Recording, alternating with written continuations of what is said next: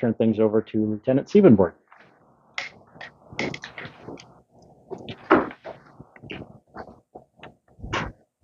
Good morning, Lieutenant Andrew Siebenborn, Siebenborn. I'm the lieutenant in our support services section, which is part of that falls under me as our traffic section in our traffic enforcement efforts. I want to talk to the public today just to detail some recent efforts that our agency in partnership with multiple other agencies have been conducting. Reference high-speed driving, exhibition driving, reckless related driving.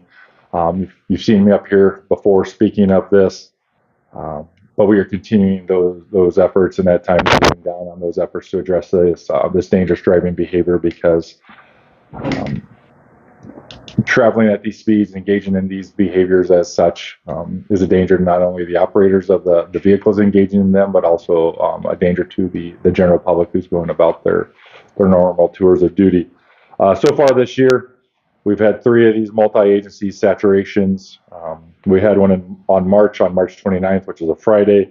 We had another one on Friday, April the 12th, and recently we had one just this Saturday on May 18th, and we've had some really great results. But the only reason we get the great results is because of the incredible partnerships we have with the other agencies that are partnering alongside our agency. So I specifically want to reach out and thank the South Dakota Highway Patrol.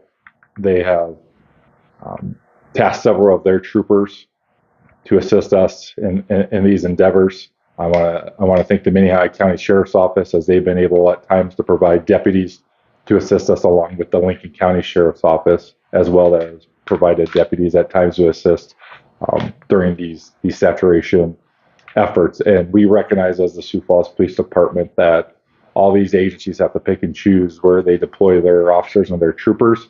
And we're just very thankful that we're united behind this common mission of providing safe travel for our citizens, and that they're willing to partner with us on these endeavors.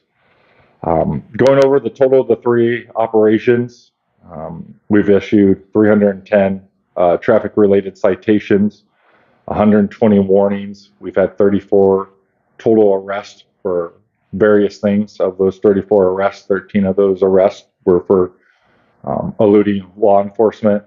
3 of those arrests were related to drugs, and then we also had 4 DWI arrests as well.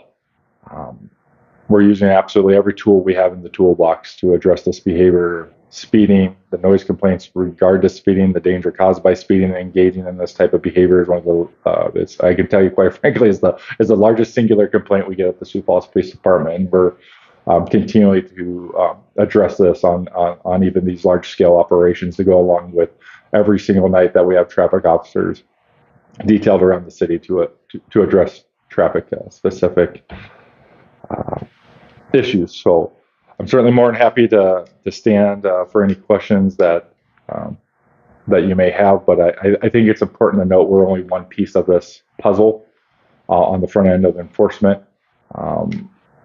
It then rolls into partnering with the Minnehaha County the Minnehaha County State's Attorney's Office, along with the Lincoln County State's Attorney's Office, because some of these violations do occur down there, and making sure that reference the more serious cases, that we prepare cases that are able to be effectively litigated in court if necessary. And then the back end of this is making sure that our judges and potentially juries are holding people accountable for these actions and the behaviors that they're engaging in. I can tell you specifically in regard to eluding and stuff as such, that is one of the most dangerous things that can occur within our community, because of the danger it poses to the public. So some of these are very time-consuming investigations, but we have a great team, and I really want to applaud Sergeant Dalton from the Sioux Falls Police Department, specifically, as he's the one who's been tasked with organizing these. He'd be the first to defer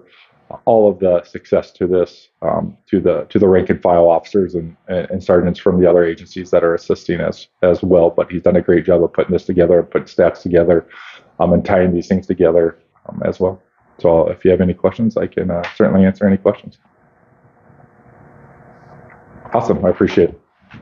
I'll turn it over to Chief Toom. Looks like he's going to changed my mind. Hi, Chief John Toon. Just want to talk briefly about this subject. I just want people to know that we are actively engaging with other partners to include lawmakers and legislators and doing some research now on different ways we can enhance and change laws within our state, within our community to raise the punishment or to clearly define what these cases are, what they're doing. We want to work proactively with lawmakers. As Lieutenant Siebenborn said, we've got great people. Can only be so many places at so many times, and we need to look at legislatively through our lawmakers what we can do to really deal with some of these issues. The public has spoken. We hear the public loud and clear. We understand their concerns and complaints, and that's where I think it's time we engage with lawmakers and look at what are some solutions to some of these issues.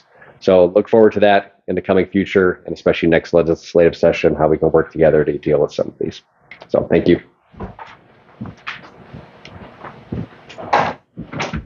Okay, a couple of things. One of them I'm going to start off with is, I guess, a follow-up to the shooting that we talked about yesterday.